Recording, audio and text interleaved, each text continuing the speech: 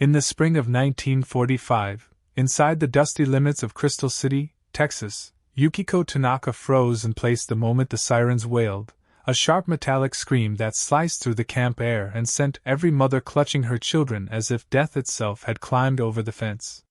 For a few terrifying seconds Yukiko believed the rumors were true, that this was the day the Americans would separate families for punishment before sending them back to a ruined homeland. She felt her youngest daughter, Hana, gripping her kimono sleeve so tightly her tiny knuckles turned white. Akiko, the older one, tried to appear brave but her trembling legs betrayed her. The guards shouted orders, boots running in the distance, and the sound of metal latches slamming shut echoed across the barracks. Yukiko's heart hammered as memories of war flickered in her mind, bombed trains in Yokohama, the news of her husband's disappearance in the Pacific, the endless fear of being the enemy in a country far from home. The siren died suddenly, leaving behind a suffocating silence broken only by the whisper of wind over the dusty ground. And then came a voice over the loudspeaker, calm and steady, telling all Japanese families to gather with their belongings. Yukiko felt her throat close. This was it. Repatriation. The long-dreaded moment when they would be taken from this strange American place and returned to a homeland torn apart by fire. But the rumors had promised humiliation first. She braced for shouting, inspection, and rough hands pulling her daughters away. As she stepped outside the barrack, something unexpected unfolded before her eyes. A convoy of American military trucks rolled toward the gathering area, their engines rumbling like distant thunder. But the men who stepped down from them were not the snarling monsters she had imagined. They were tall, well-built, clean-shaven young soldiers with calm expressions, moving with a discipline that felt more careful than threatening. One of them towered above the others, wearing the insignia of rank on his sleeve. Colonel John Carty. His presence rippled through the yard as the Japanese women instinctively lowered their eyes and tightened their grips on their children. Yukiko expected the colonel to bark harsh orders, but instead he walked slowly, scanning the faces with what looked like genuine concern. When he spoke, his voice was firm yet strangely gentle, as though he were addressing frightened neighbors rather than wartime prisoners. "Everyone will be assisted. No one will be left behind. Please stay with your families," he said. The interpreter translated, and the women blinked in confusion.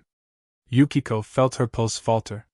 She had prepared her children for cruelty, not kindness. Akiko leaned closer and whispered, "Mama, they don't look angry." But Yukiko silenced her quickly, afraid to believe what she was seeing. As people lined up, Hana stumbled, her shoe straps snapping loose. The little girl wobbled, and Yukiko knelt to fix it with shaking hands. Suddenly the shadow of a giant fell over them. Yukiko's blood ran cold. A young American MP crouched down, his large frame blocking the sharp sunlight. He didn't shout. He didn't scowl. Instead, he gently touched Hana's shoe and said a few soft words she didn't understand. Then, with astonishing care, he tied the strap himself, making sure it was secure. Hana stared at him with wide eyes, and the soldier gave her a tiny nod before standing back up. The women around Yukiko gasped audibly. Someone whispered that Americans never knelt for Japanese people. Someone else muttered that this must be a trick. But Yukiko saw something different in the soldier's eyes, not pity, not superiority, but simple human decency. And that terrified her more than hatred ever had, because it shattered everything she had been taught about the enemy. Colonel Carty approached next, asking if anyone was sick, if babies needed milk, if elderly occupants needed wheelchairs. An orderly team of soldiers carried supply crates to the center, blankets, water canisters, medical packs. The scene felt unreal. Yukiko remembered wartime broadcasts back home describing Americans as savages who tortured captives. Yet here they were, calmly arranging warm clothing for her daughters. She felt something twisting inside her, a conflict between her fear and her own eyes. Hana tugged at her sleeve and whispered, "Mama, he was kind." Yukiko could not answer. She didn't know how. Mothers were lifted onto trucks. Elderly women were gently supported by soldiers who walked beside them instead of dragging them. A soft-spoken doctor checked children for fever. Each act of decency pushed Yukiko further into an emotional territory she wasn't prepared to navigate. As she climbed into the back of a transport truck with her daughters, she caught a glimpse of Colonel Carty standing tall, giving instructions while watching the women closely, as though he carried personal responsibility for their safety. She wondered why a man of such stature would care about the dignity of foreign civilians from a country still technically at war. The truck jolted forward, and dust rose behind them as Crystal City shrank in the distance. Yukiko held her daughters close, staring through the slatted side of the truck at the American soldiers marching beside the convoy. Tall silhouettes, steady strides, upright posture, nothing like the monstrous imagination she had pictured in her years of fear. But with each passing moment, her anxiety warred with an unfamiliar feeling creeping into her mind, the possibility that the world was not as simple as enemy and ally. That even in wartime, unexpected humanity could appear where she least expected it. She pressed her forehead against the wooden plank and whispered to herself that she must not trust them, but she could not deny the truth she had witnessed. The kindness of a kneeling soldier had cracked something open inside her, and the shock of it echoed deeper than she wanted to admit as the convoy rolled into the unknown. The convoy pushed deeper into the Texas landscape, leaving the fenced barracks of Crystal City far behind. Dust spiraled into the air with each turn of the wheels, settling on Yukiko's hair and the thin fabric of her dress, but she barely noticed. Her attention was fixed on the pattern of boots belonging to the American soldiers walking beside the truck. Their movements were steady, watchful, almost protective. It unsettled her more than hostility ever had, because she could not explain it. War breeds cruelty, she had been told. Enemies strike without mercy, she had been told. Yet here they were, marching beside the Japanese detainees as if escorting honored guests rather than prisoners being sent away for exchange. She kept her daughters pressed against her, though the girls appeared less fearful now, their gazes wandering curiously toward the uniformed men. At one point, Akiko whispered that the soldiers looked like characters from an American movie she once glimpsed on a camp projector. Yukiko hushed her, but the image lingered in her mind. These men were tall, clean-shaven, broad-shouldered, and surprisingly gentle in their movements. Nothing like the propaganda she had grown up with. Hours passed before the convoy stopped at a shaded clearing near a small military outpost. The women, stiff from sitting, were helped down from the trucks by the soldiers. Yukiko hesitated, afraid to accept the hand offered to her by a young MP, but he only stepped back respectfully, letting her descend alone with her daughters. A medic team had already set up a small aid station under a canvas tarp. Buckets of fresh water stood nearby, along with crates of ration biscuits and milk cans. The women exchanged uneasy glances. No one trusted the situation entirely. Some still clung to the belief that kindness shown now would turn into cruelty later. But exhaustion and thirst soon outweighed suspicion. Yukiko led her daughters to the water line. Akiko drank slowly, but Hana gulped too quickly, coughing between sips. A medic approached, a man with sandy hair and calm blue eyes, and introduced himself as Lieutenant James Harwood. She didn't understand his words, but his tone was reassuring, and he indicated that he wanted to check Hana. Yukiko stiffened, unsure whether to allow him. The lieutenant noticed her fear and knelt to Hana's level, placing his medical bag on the ground first, as if to show he carried tools, not weapons. Then he looked up at Yukiko, pointing gently to Hana's eyes and forehead. Yukiko relented, her heart pounding. Harwood examined Hana with practiced care, checking her pulse, her pupils, the dryness of her lips. He spoke softly, not with the clipped authority she expected from an American officer, but with concern. When he pushed his canteen toward Hana, Yukiko almost protested, but the little girl accepted it with trembling hands. After a few sips, her breathing steadied, though exhaustion left her pale. Harwood motioned to a crate, produced a small packet of powdered milk, and mixed it with water in a tin cup before offering it to Hana. Yukiko watched closely, her trust fragile, but there was no denying the genuine worry in the lieutenant's eyes. She could not understand how an enemy soldier could act like this. A few yards away, another commotion arose. One of the elderly detainees fainted from heat and fatigue. Immediately, 2 American MPs rushed forward, lifting her onto a stretcher as if she were royalty instead of a wartime captive. They carried her under the tarp while a second medic began checking her blood pressure. Colonel Carty himself stepped beside them, asking for updates in a crisp voice. The scene was surreal. Yukiko had seen brutality in wartime, had seen wounded civilians left behind as bombs fell. And yet here, in the middle of Texas, soldiers who belonged to the opposing side were scrambling to save an elderly woman from her own country. Some detainees began crying quietly. Others stared at the ground, ashamed that they had expected the worst. After the rest break, the soldiers guided everyone back into the trucks. As the convoy moved again, Yukiko noticed the sky darkening on the horizon. A storm was coming. Wind whipped across the open plains, and dust clouds swallowed the road behind them. The trucks slowed, and the escorting soldiers tightened their formation. Suddenly, the convoy braked abruptly. The drivers shouted warnings.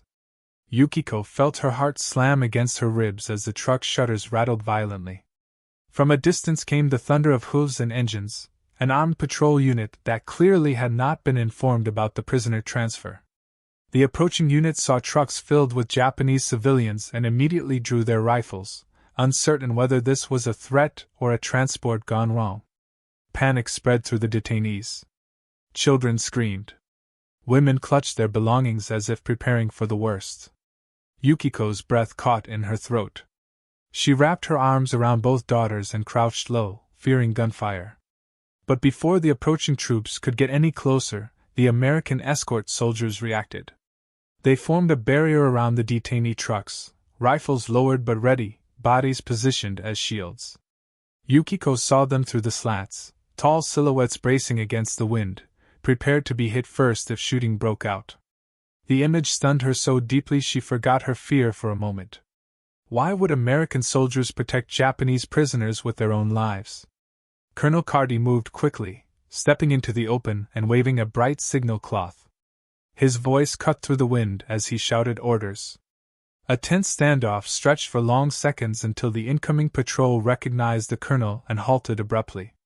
A brief exchange followed, sharp and urgent, but soon the tension dissolved. The patrol lowered their rifles, apologizing for the confusion. The escort soldiers returned to their positions. Slowly, breathing returned to normal inside the trucks. But Yukiko's world had shifted again. She had expected the Americans to abandon them at the first sign of danger, but instead they had stood guard like defenders of precious cargo.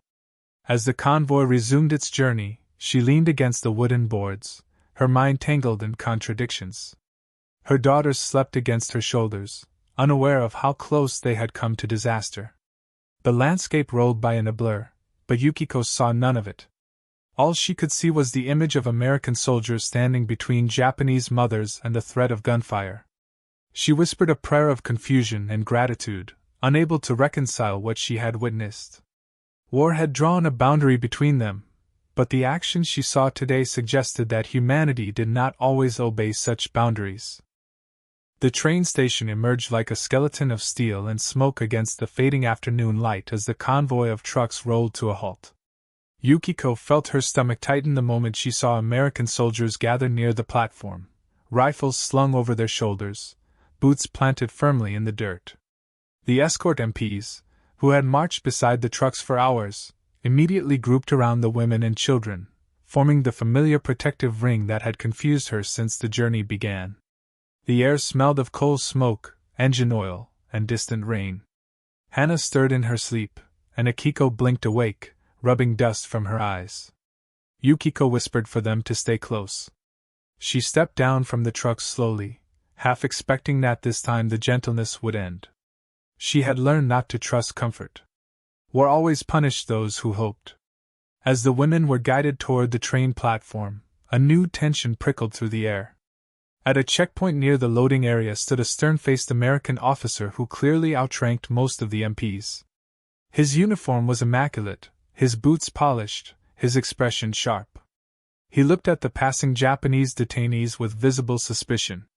When Colonel John Carty approached him, the officer immediately stiffened. Their conversation began quietly, but within seconds, their voices sharpened.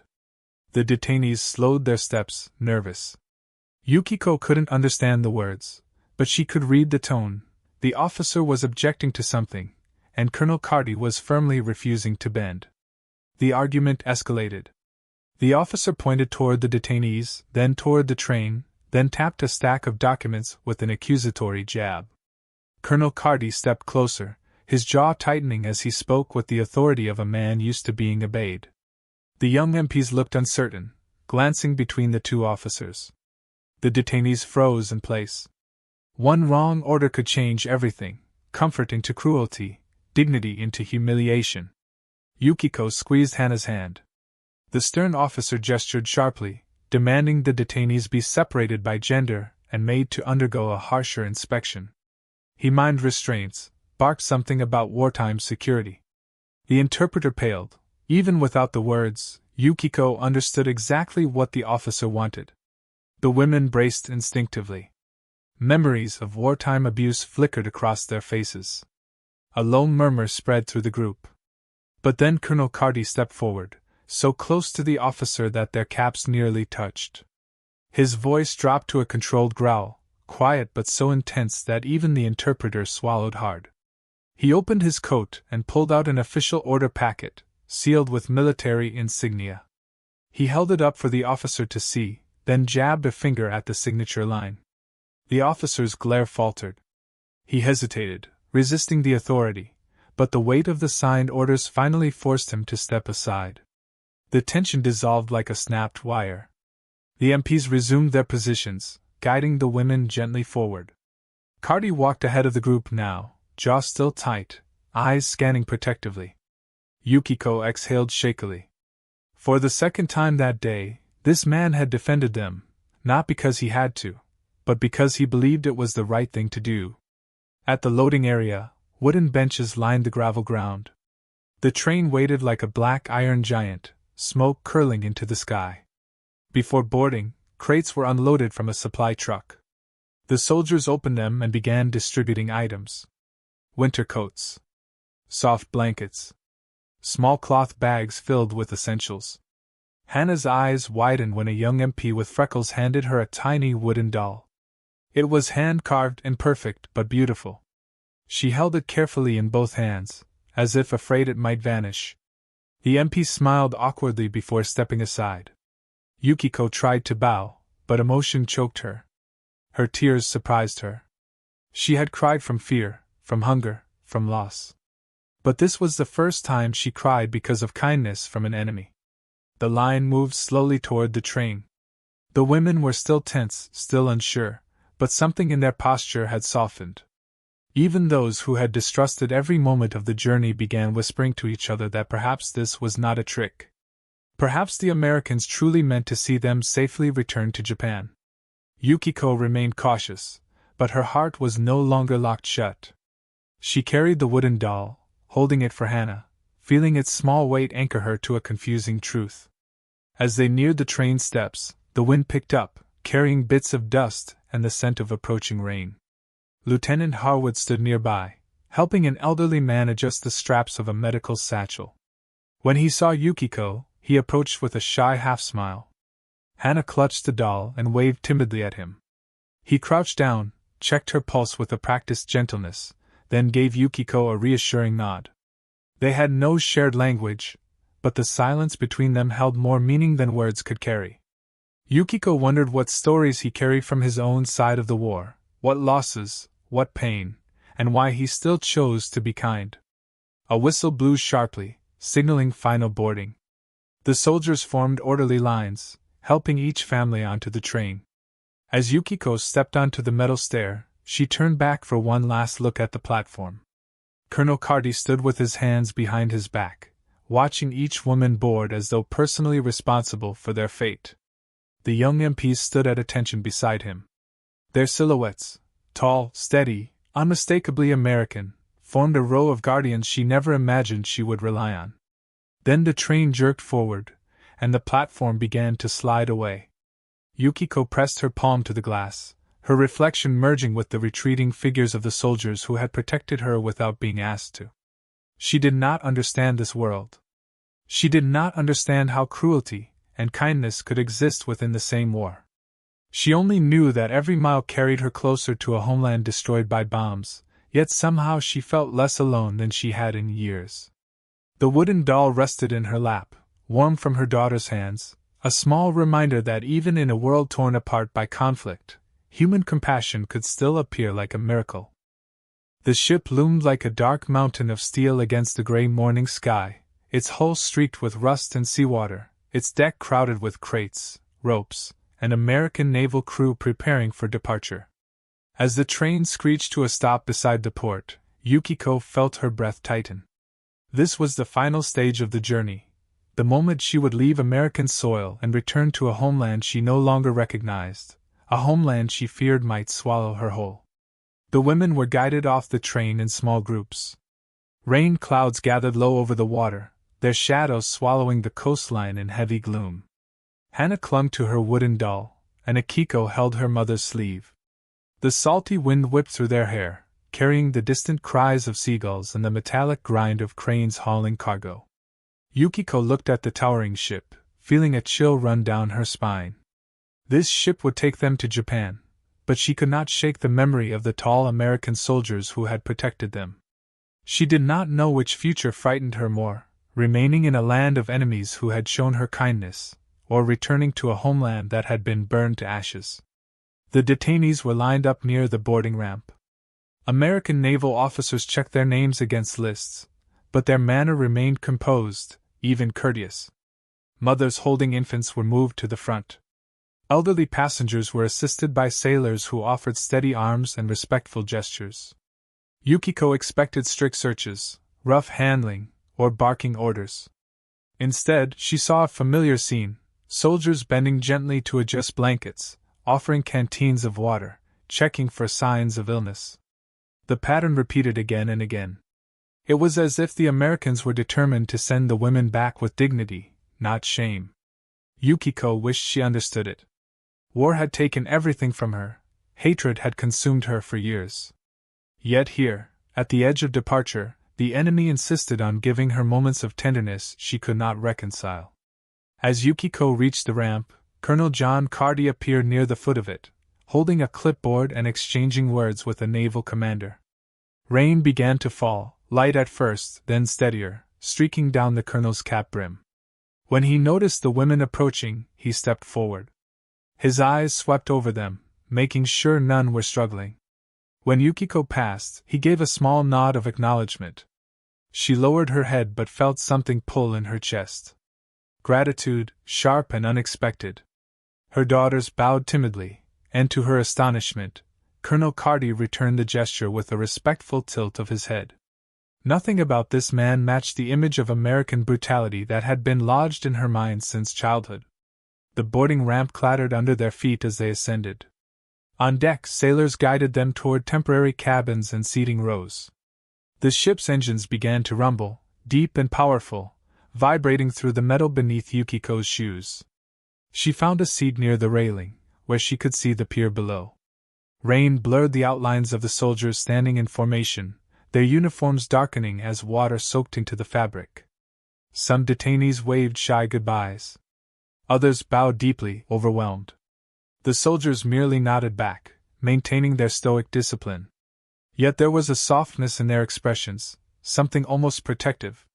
The ship's horn bellowed across the harbor, and the deck shuddered as it began to pull away from the pier. Yukiko pressed her hand to the cold railing, watching the distance widen. For a long moment, Colonel Carty remained visible through the rain, standing tall despite the weather. He did not move until the ship had fully turned toward open water. Yukiko couldn't look away. He had defended them at the checkpoint, ensured medical care, prevented fear from becoming terror. He had treated them not as enemies but as human beings.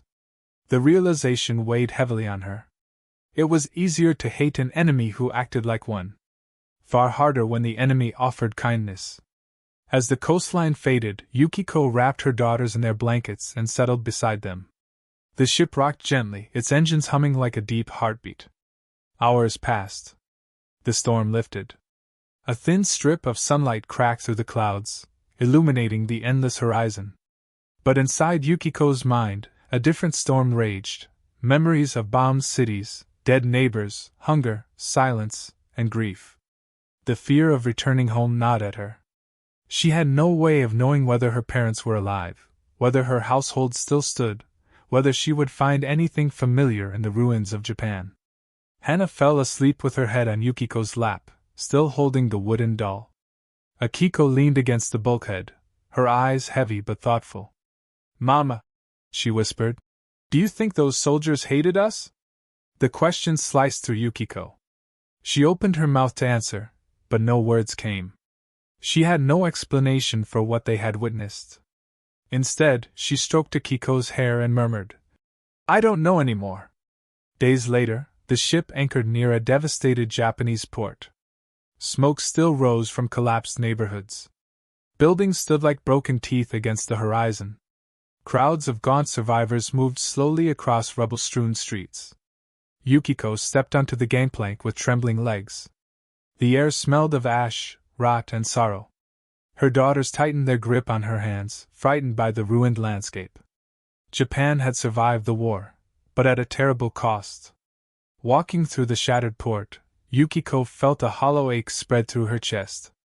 Everything familiar had been torn apart. Yet a strange warmth grew inside her, an ember carried from the other side of the ocean.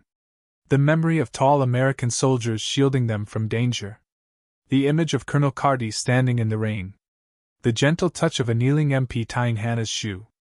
These memories were now her silent companions, her proof that humanity could exist even between sworn foes. As she stood at the edge of her ruined homeland, Yukiko realized something profound. War might dictate who is enemy and who is ally, but kindness had the power to break those boundaries.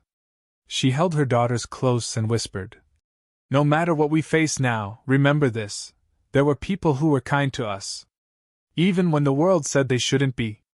And in that moment, surrounded by destruction, Yukiko felt something she had not felt in years: hope.